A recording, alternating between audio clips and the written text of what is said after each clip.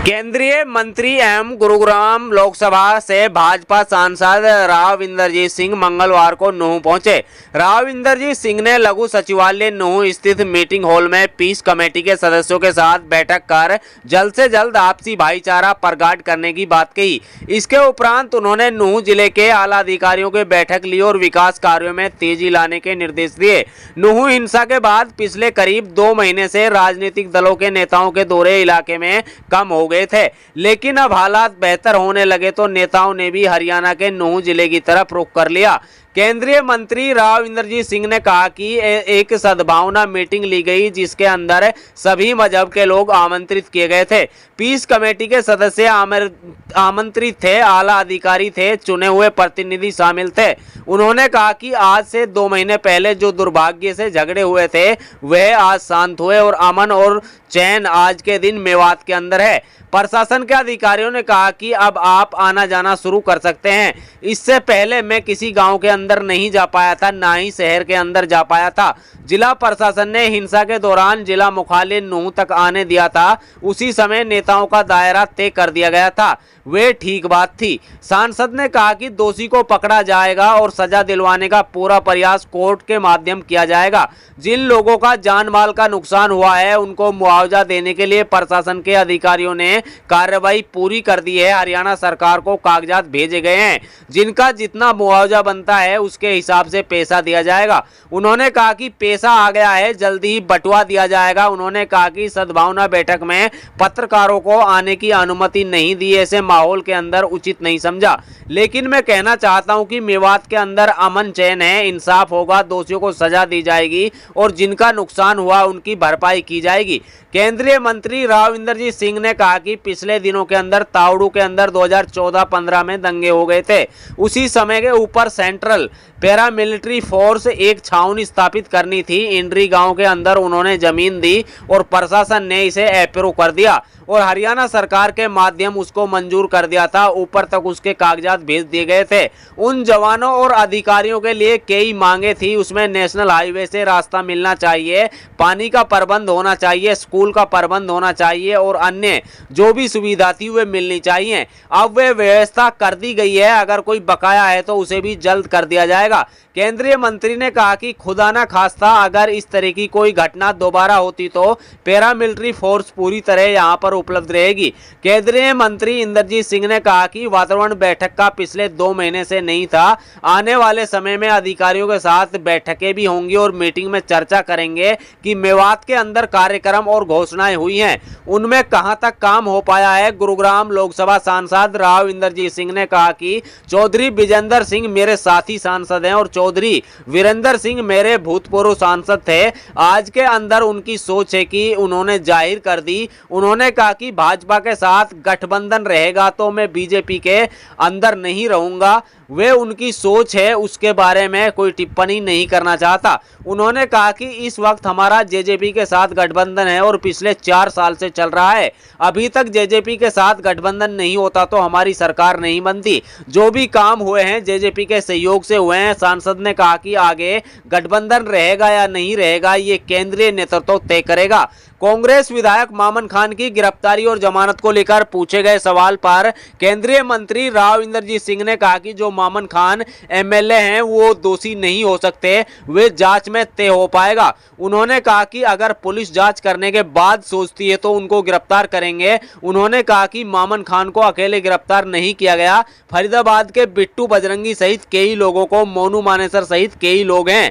कानून के आगे सब बराबर हैं, जो दोषी हैं उन पर कार्रवाई होनी चाहिए। उन्होंने कहा कि रेल के वादे की जहां तक बात है मैं मानता हूं कि वे पेंडिंग है। उन्होंने कहा कि रेलवे की माली हालत पिछले कुछ सालों से ठीक नहीं रही है, अब माली हालत में कुछ सुधार हुआ है। जो रेलवे के अधूरे प्रोजेक्ट हैं उन्हें जल्दी ही काम किया जाएगा। पहले रेल बजट अलग से आता था, आम बजट के साथ बजट आता है। रेलवे को काफी पैसा केंद्र सरकार ने दिया है। अधिकारियों के साथ क्या कहेंगे?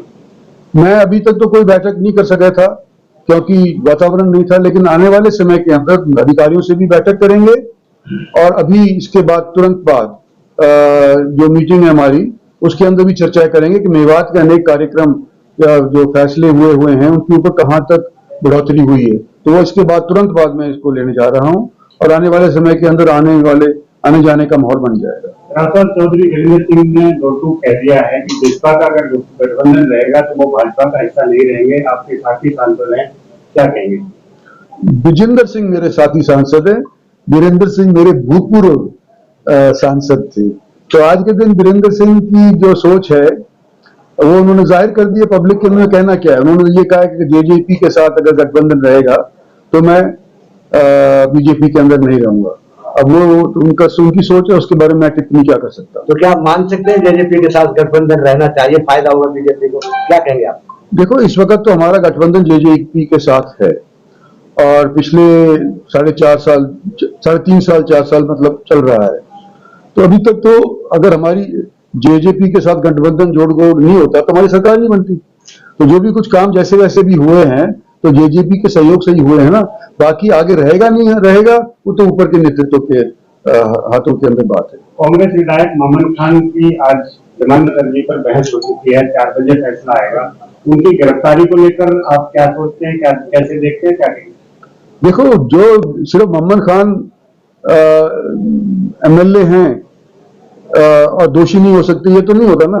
वो तो इंक्वायरी बताएगी, चाहे एमएलए हो, एमपी हो, मिनिस्टर हो। अगर पुलिस इंक्वायरी करने के बाद ये सोचती है कि भाई इन्होंने दोष किया है तो उसको गिरफ्तार करेंगे। और अगर जो ये नहीं कि मोहम्मद खान को ही पकड़ा गया, पुलिस ने उनको भी पकड़ा गया जो फरीदाबाद के एक साथी थे जिन्होंने कुछ ऐसी वैसी बात कर दी थी। एक हमारे गुड़गांव के भी एक साथी थे जिनके विषय के अंदर पुलिस ने कार्रवाई करी है। तो मेरे ख्याल से एक कानून के आगे सब बराबर है, तो जो दोषी होगा उसको सजा मिलेगी। आपसे कई बड़े वादे हैं, उनमें रेल भी है, यूनिवर्सिटी भी है, क्या कहेंगे?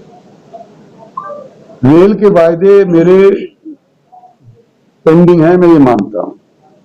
और जब तक कि मेरा कहना अभी तक यही रहा है, जब तक कि माली हालत रेलवे की सुधर नहीं जाती तो मेवात के अंदर रेल चलाना या उसके लिए पैसा तजवीज करना मुश्किल था।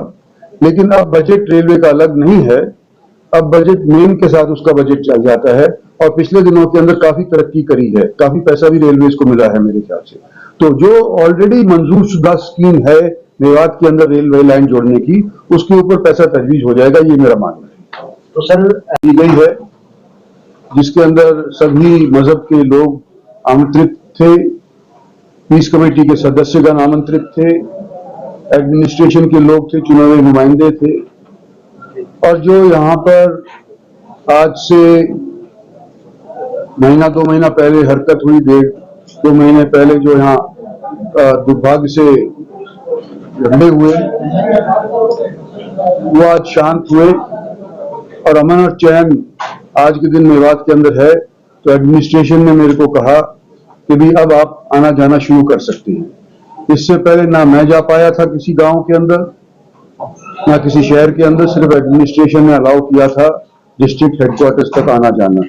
और ये मेरे लिए नहीं था, जितनी भी पार्टी के लोग आना चाहते थे वो सब के सब उनको सीमित कर दिया गया था। और मैं समझता हूँ उचित बात थी, तो कई बार राजनेता आते हैं तो उससे सौदा घटने की बजाय बढ़ जाता है। तो आज मुझे बड़ा अच्छा लगा, सब लोगों ने अपनी अपनी बात कही, इंसाफ दिलवाने की हमने बात कही कि जो दोषी है उसको पकड़ा जाएगा और सजा दिलवाने का पूरा प्रयास कोर्ट के माध्यम से करा जाएगा। और जिन लोगों का जान और माल का नुकसान हुआ है उनको मुआवजा देने के लिए एडमिनिस्ट्रेशन से मैंने जब बात करी तो यहाँ की तरफ से तो इन्होंने अपनी कार्रवाई पूरी कर दी है। हरियाणा सरकार तक कागजात भेजे गए हैं। आने वाले समय के अंदर जिसका जितना मुआवजा बन सकता है देना बनता है, जिस तरह से इन्होंने असेस किया है उसके हिसाब से पैसे जब आ जाएंगे तो उन तक वितरित आ गए हैं, तो पैसे आ गए तो उसको बंटवा भी दिया जाएगा। आज आप एक जिम्मेदार प्रेस के तौर के ऊपर यहाँ उपस्थित थे, आपको उस टाइम के ऊपर अंदर नहीं बुलाया गया हमने, लेकिन वहां पर अगर एक चीज से दूसरी चीज बढ़ती है तो ऐसा ही हो जाता है वातावरण। ऐसे माहौल के अंदर मैंने उचित नहीं समझा कि आप लोगों को बुलाया जाए। लेकिन आज आपके बीच के अंदर आकर के मैं यूँ कहना चाहता हूँ कि मेवात के अंदर अमन चैन है, इंसाफ होगा, दोषियों को सजा दी जाएगी और जिनका नुकसान हुआ है उनको मुआवजा दिया जाएगा।